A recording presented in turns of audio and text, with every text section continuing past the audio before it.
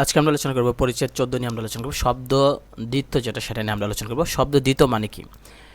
এখানে দেয়া আছে অভিন্ন বা সামান্য পরিবর্তিত চেহারায় কোনো শব্দ পরপর দুইবার ব্যবহৃত হলে তাকে বলা হয় শব্দ দ্বিত্ব। দ্বিত্ব মানে হচ্ছে দুই, মানে কোনো একটা শব্দ যদি দুইবার ব্যবহার করা হয় বা দুইবার যদি উচ্চারণ করা হয় সেটাকে বলা হয় শব্দ দ্বিত্ব বলা হয়। শব্দ দ্বিত্ব তিন ধরনের, একটা হচ্ছে আপনার অনুকার দ্বিত্ব, আরেকটা হচ্ছে ধনাত্মক দ্বিত্ব, আর একটা হচ্ছে আপনার পুনরাবৃত্ত দ্বিত্ব। তাহলে আমরা যদি এক নম্বর দেখি যে অনুকার দ্বিত্ব, যে এটা নিয়ে আমরা আলোচনা করি। অনুকার দ্বিত্ব মানে কি? পরপর প্রয়োগ হওয়া কাছাকাছি চেহারার শব্দকে অনুকার দ্বিত্ব বলা হয়। যদি পরপর কাছাকাছি চেহারায়, প্রায় কাছাকাছি চেহারা যদি হয় তাহলে সেটাকে বলে অনুকার দ্বিত্ব। পরীক্ষা আসতে পারে যে কাছাকাছি চেহারার শব্দকে কি বলে, পরপর প্রয়োগ হওয়া কাছাকাছি চেহারার শব্দকে কি বলে, তাহলে আমরা বলবো যে অনুকার দ্বিত্ব বলবো। এতে প্রথম শব্দটি অর্থপূর্ণ হলেও দ্বিতীয় শব্দটা অর্থহীন হয়। তাহলে পরীক্ষা আসতে পারে যে কোন দ্বিতীয় শব্দে প্রথম শব্দটা অর্থপূর্ণ হয় কিন্তু দ্বিতীয়টা অর্থহীন হয়, তখন আমরা বলবো যে ওই অনুকার দ্বিত্ব যেটা সেটাকে বলা হয়। আমরা বলছে যে এই অনুকার প্রক্রিয়ায় এখানে বলছে যে প্রথম শব্দ অনুকরণে তৈরি করা হয় দ্বিতীয়টা, আবার অনুকরণ প্রক্রিয়ায় দ্বিতীয় শব্দের শুরুতে ট, ফ, ব, ম তালব্যস্য আছে যে এগুলো যুক্ত হতে পারে, তাতে শব্দটাকে খানিকটা অনির্দিষ্ট, সাধারণ বা গুরুত্বহীন করা হয়। তো প্রকাশ পায় এইরকম একটা ভাব থাকে কি। আচ্ছা, আমরা যদি খেয়াল করে দেখি যে অনুকার দ্বিত্ব আসলে কি, খেয়াল করে দেখেন এখানে আছে অঙ্ক টঙ্ক, এটা বলে অনুকার দ্বিত্ব। এখানে খেয়াল করেন যে প্রথমটা অর্থ আছে কিন্তু দ্বিতীয়টা আমরা ছন্দে মিল রাখার জন্য বা প্রথমটার উপর নির্ভর করে আমরা দ্বিতীয়টা বানাইছি যে টঙ্ক নামে কোনো কিছু নাই। একেবারে আমটাম, কেক টেক, গড় টর, গরু টরু, ছাগল টাগল, জাল টাল, এই যে এরকম দেওয়া আছে ওইটাকে বলা হয় আপনার অনুকার দ্বিত্ব। প্রথমে আমরা বলছি যে পরপর দুটা শব্দ যদি থাকে তাহলে সেটা দ্বিতীয় শব্দ, আর যদি প্রথমটা অর্থ থাকে আর দুই নাম্বারটা যদি কোনো অর্থ না থাকে মানে মিলানোর জন্য দেওয়া হয় তাহলে সেটাকে বলা অনুকার দ্বিত্ব বলা হয়। যেমন দেখেন দেওয়া আছে অল্প স্বল্প, বুদ্ধি শুদ্ধি, গুটি সুটি এরকম দেওয়া আছে। অনুকার দিতে অনেক সময় স্বরেরও পরিবর্তন ঘটে। যেমন দেখেন আড়াআড়ি, খোঁজাখুঁজি, ঘোরাঘুরি, চুপচাপ, টেকাটেকি, তাড়াতাড়ি, দলাদলি, দামাদামি, পাকাপাকি, এই যেগুলো দেওয়া আছে এইগুলো হচ্ছে আপনার অনুকার দ্বিত্ব বলা হয়। দুই নাম্বার দেওয়া আছে ধনাত্মক দ্বিত্ব। ধনাত্মক দ্বিত্ব কোনটা? কোনো প্রাকৃতিক ধ্বনির অনুকরণে যেসব শব্দ সৃষ্টি হয়, মানে প্রথমটা তো আমরা বললাম যে আমরা ব্যবহার করি যে অনুকার দ্বিত্ব, প্রথমটা অর্থ আছে দ্বিতীয়টার অর্থ নাই।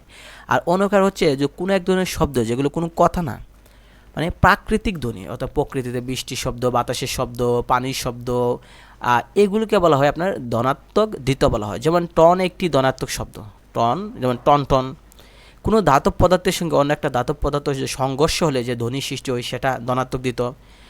টন শব্দটি পরপর দুইবার কখনো ততোধিকবার ব্যবহার হতে পারে, ধনাত্মক শব্দ সৃষ্টি হয়। যেমন সা করে তীর ছুটে যায়, শাসা করে তীরগুলো ছুটে যায়, সা করে অসংখ্য তীর ছুটে যায়, এরকমভাবে কি অনেক সময় কল্পিত ধ্বনির ভিত্তিতে ধনাত্মক দ্বিত্ব তৈরি করা হয়।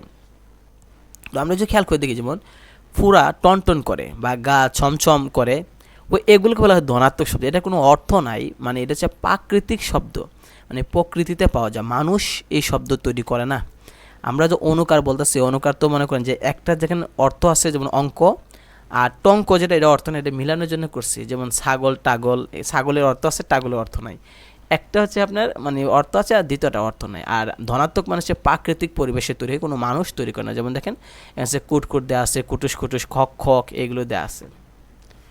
তো এখানে যেগুলো আছে যে বাতাসের শব্দ বা কোনো কিছু শব্দ আছে, যেমন হিস হিস করে বাতাস বা শু শু করে বাতাস বইতেছে, এরকম। কিছু ক্ষেত্রে আবার ধনাত্মক দিতে মাঝখানে আবার স্বরধ্বনিও আসতে পারে। যেমন দেখেন দেয়া আছে যে খফা কফ দেয়া আছে, বা জটা জট বা ফটাফট, এরকম দেয়া আছে কি। আরেকটা আছে পুনরাবৃত্তি দিত। পুনরায় আবৃত হলে তাকে পুনরাবৃত্ত দিত বলা হয়। পুনরায় আবৃত মানে কি, যে একটা শব্দ যদি মানে একই শব্দ দুইবার আসছে, পুনরায় আবৃত হলে তাকে বলে পুনরাবৃত্ত বলা হয়, মানে দ্বিতীয় শব্দ বলে। যেমন দেখেন পুনরাবৃত্ত দ্বিতীয় বিভক্তিহীন বা বিভক্তিযুক্তও হতে পারে।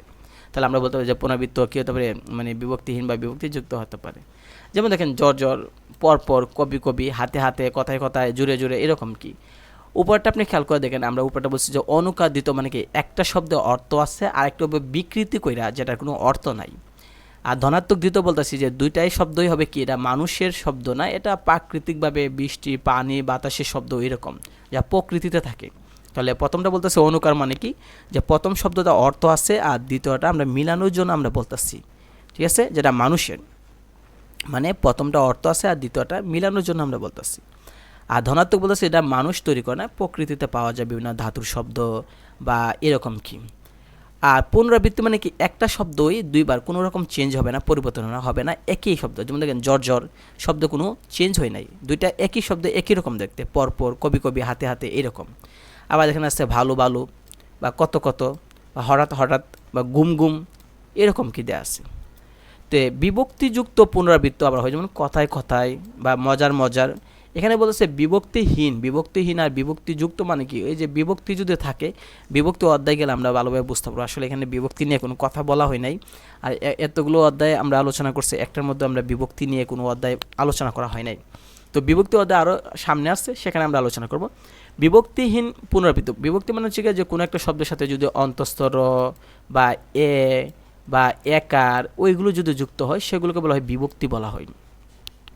তো বলতেছে বিভক্তিহীন যেটা আমাদের বিভক্তি নাই, যেমন দেখেন গরম গরম, এখানে দেখেন কোনো বিভক্তি নাই, ঠিক আছে।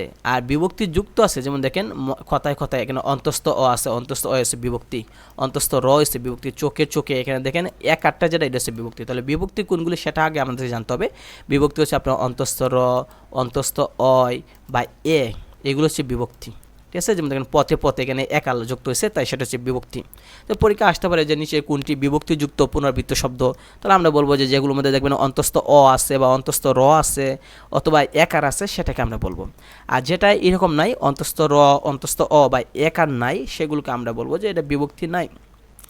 এখন বলতে পারেন যে এখানে যে হাই হাই কথাটা দেওয়া আছে, এটা মাঝে বুঝি অন্তস্থ অ আছে, আসলে না, শব্দটা তৈরি হয়েছে দেখেন যে শুধু হা হা বলে তো হবে না, শব্দটা তৈরি হয়েছে অন্তস্থ দিয়ে, হাই হাই দিয়ে তৈরি হয়েছে, ঠিক আছে। কিন্তু অন্তস্থ আছে কোনটাই, তাহলে যেটা বোঝার জন্য এই যে দেখেন কথায় কথায়, এখানে খেয়াল করে দেখেন কথায় কথায় দেওয়া আছে, তাহলে দেখেন মূল শব্দ কিন্তু কথা, এর সাথে অন্তস্থ অ যুক্ত করা হয়েছে কথায় কথায়, কিন্তু এখানে মূল শব্দই হাই, মানে অন্তস্থ অ আছে, ঠিক আছে। এটা ওই বিভক্তি না, এটা অন্তস্থ অ দিয়েই তৈরি করা হয়েছে শব্দটা, ঠিক আছে। যেমন দেখেন ভালো ভালো, এখানে কিন্তু উকার আছে, এটা কিন্তু বিভক্তি না।